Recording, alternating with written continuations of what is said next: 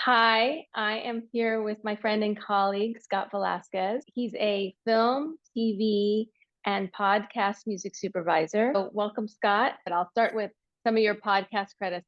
Dr. Death, The Shrink Next Door, Bunga Bunga. You've done like over 1,000 episodes of podcasts, which is insane. And then you just have two films at Sundance, Mhm. Trustworthy, and what was the other one? The Death That Awaits. And the Death Note. So you have two films at Sundance.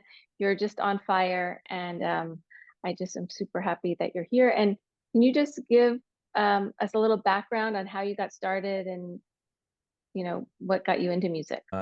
I started in A&R. I guess for 4 years, I was working at a company, an imprint of Universal Motown, and I worked with artists like Chameleon Air, the production team that I was a part of. I got to work on the Carter 3 and the Carter 4 for Lil Wayne, which is really fun. I worked with Timberland's crew, a lot of the Atlanta and the Miami hip hop teams, like Pitbull and some of those guys.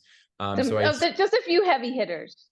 so I started in hip hop and it was just very much like not my scene and whatever, but it was a lot of fun. It was a lot of learning. They gave me a lot of just creative just authority to go out and do A&R, developmental A&R. So we would sign an artist based on talent and we would spend a year or so developing them, which is kind of a dead art now. And then I moved out to LA and then I got hired to be an intern. And Where were I you an intern out of was curiosity? so I interned at a company called Music Supervisory. So it was just this very Oh, blank. right. Yes, Yeah. I have students that are interns there in my Yeah. class.